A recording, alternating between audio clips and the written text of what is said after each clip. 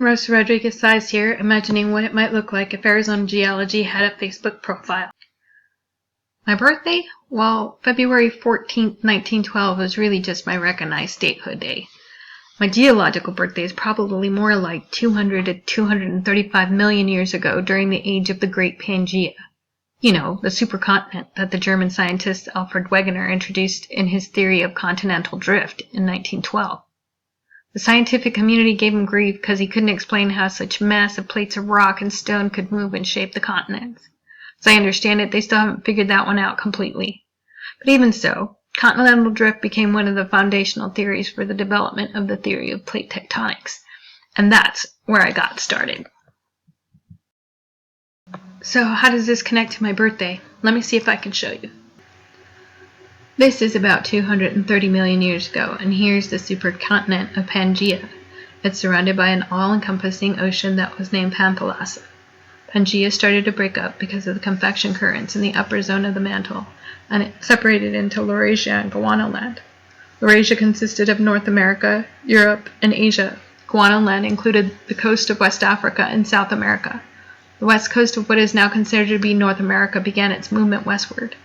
And this prompted volcanic activity throughout the state, transforming the landscape into the state you see today. And so this is where the birth of Arizona began.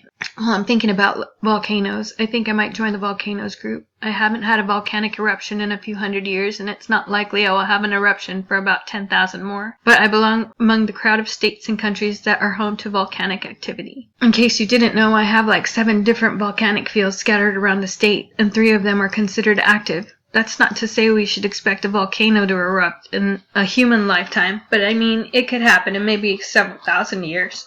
I've got all types of volcanoes in my repertoire. My most recent eruption was about 1,000 years ago at a basalt cinder cone that they call Sunset Crater.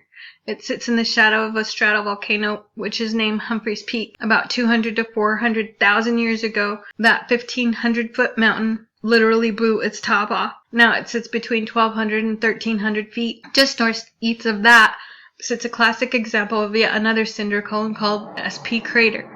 You can see the direction the basalt magma flowed out for miles.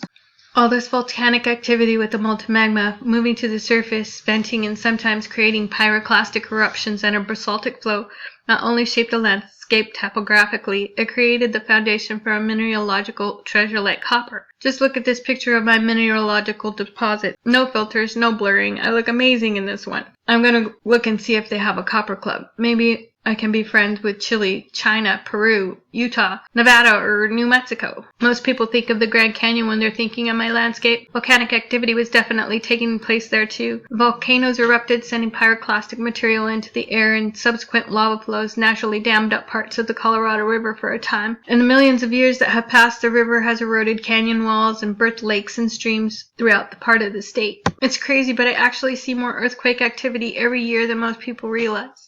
The moving and shifting of the fault lines can sometimes be so subtle that it barely achieves being a metric on the Richter scale. And the shift of the earth is so gradual that it's often imperceptible by the human eye. This last year, though, I probably had about 50 or so measurable earthquakes. Look, let me show you. Clearly, none of these are major seismic episodes, but this is shown in human time, not geologic time. Let me show you what it would look like if I showed you just the past 200 years of seismic activity. Pretty amazing, right? I can't begin to guess when there'll be another earthquake, but if you take a close look, none of the earthquake epicenters in the last 100 years have been even close to our major cities. In fact, the last time there were deaths associated with an earthquake in Arizona, it was near the town of Douglas. 60 people were killed, but technically I wasn't even in a state yet, so there's that. The scientists are watchful about the patterns that are forming. They're developing technology like Silent Watch that uses seismometers to warn people when earthquakes are going to happen by measuring the time between the S and P waves. It's cool to see the community finding ways to keep our people safe by engineering buildings that can withstand earthquakes and by inventing alert systems that can warn us of impending dangers and keep people safe. I'm gonna have to look and see if there's an earthquake group. My friends California and Alaska gotta be in that crowd for sure. It's crazy how more people die each year because of weather-related hazards like the extreme heat. My friends Utah, New Mexico, and Colorado know exactly what I'm talking about. Look at this post from my feed. These extreme heat trends are ridiculous. The heat is brought about because the high pressure of circulating hot air keeps the clouds that could be brought in by neighboring California away. No clouds, no rain, No rain, no relief from the heat because, as everyone in Arizona knows, we experience a dry heat. It's that dry air and high pressure that can keep things up to about 10 degrees hotter. Then there's the urban heat islands. Miles upon miles of asphalt and concrete that retain heat, high-rise buildings that incorporate tons of glass that reflect sun upon one another and throughout the city, all this making life in the city hotter than surrounding suburban or rural areas that boast of open land to diffuse the heat. During the summer, it's worse because the sun has more opportunity to get things hot and keep them hot, even at night. People just don't recognize how this heat can be life-threatening.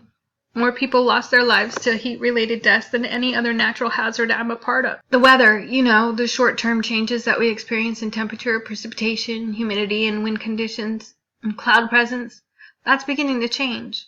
But the climate, or the typical weather, or average weather pattern for our region is changing as well. When we talk about the Earth's climate, we're talking about the average of the world's overall climate. Climate change is happening. Every 100,000 years, the Earth goes through a cycle of warming and cooling. During this time, the Earth's temperature rises and falls about 9 degrees Fahrenheit. In the last few hundred years, humanity has contributed to climate change.